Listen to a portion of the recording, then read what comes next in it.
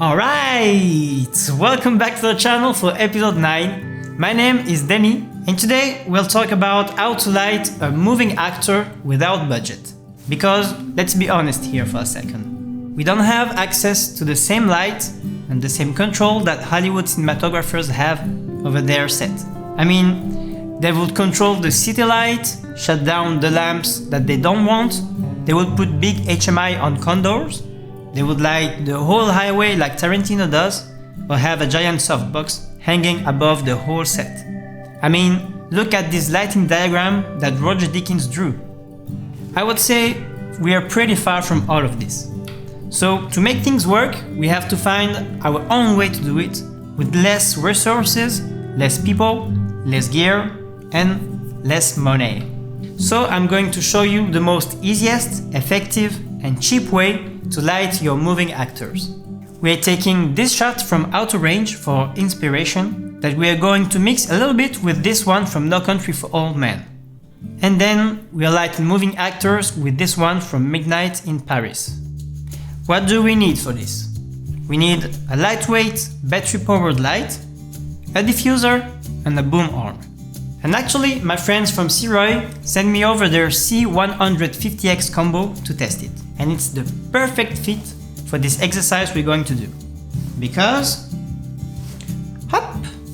It's a very tiny bicolor light that fits in my pocket.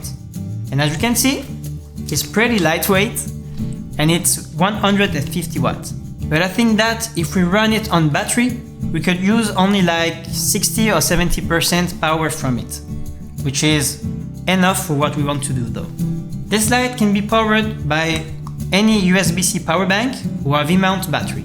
It's a pretty nice portable light. I just wish that a better case will come with it, because this doesn't look very professional to bring on set. That could be something that can be improved, in my opinion. It came with a Bowens mount adapter to fit our lantern on it, to have a soft light on our actor's face. Now I'm mounting a cheap boom arm and we are good to go. But you could use any other light brand, of course, because it doesn't matter. As long as it's lightweight, portable and battery powered. The technique I used in this episode has a lot of names. It's called walking fill, moving key, and carry light. Or someone can also say to you, Hollywood's the light, or Hollywood the actors. Sometimes you can see the exact same technique used in big budget movies. For example, in the Grand Budapest Hotel, or a variant of it here with Roger Deakins in Prisoners. So, our first shot is inspired by this shot from Out of Range. Except in this shot, the actor isn't going to move, because first, we have to talk about how to use this lighting technique properly. Because the most important thing with this kind of shot is to balance the lamp with what should motivate it. Here, the sky. First, we exposed for where we want the sky to be exposed at, and I want something really dark, as it's dawn. Like this. But now our actor's face is really dark, that's why we need a light. I mean, I could expose for more light, but the mood is not the same anymore. It's not what we want. So we go for this exposure level. Then my friend Kevin is booming the light we just talked about earlier. We don't want to go too wild with the level of it, otherwise it looks like that. It looks lit, not natural. Don't forget that our motivation for the key light is the sky, which means that our key light shouldn't have more level than the motivation source, the sky. You can see it here. If we pump up the light, it doesn't look natural. We just want enough that we see his face and a reflection on his eyes. At least if what you want is realistic light. Here, without our light, we can't even see his face. But with just a little touch of light, we have the right level. So don't overcook it. Next, we have our walking shot inspired by Midnight in Paris. Same thing here, we don't see the faces of our actors with just the natural ambient. But we can see that already there's a lot of practical in the background. The sodium lamps, which will serve as motivation. Actually, my lamp couldn't replicate the exact color of the sodium lamps, so it's not perfect. In a perfect world, my lamp and the practical will have the same color. But you know what?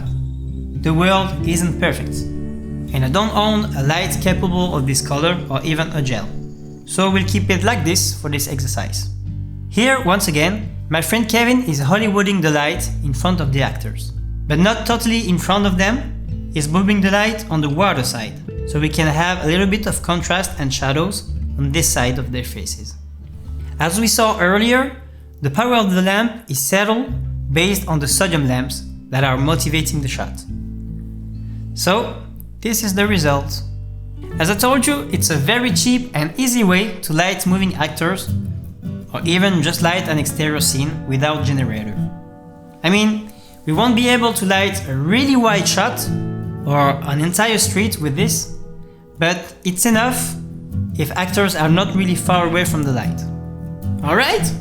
I hope you liked this short and simple episode and that you learned something. Next episode will be something quite simple as well. As usual, don't forget to subscribe, to like and to comment if you want to help this channel grow.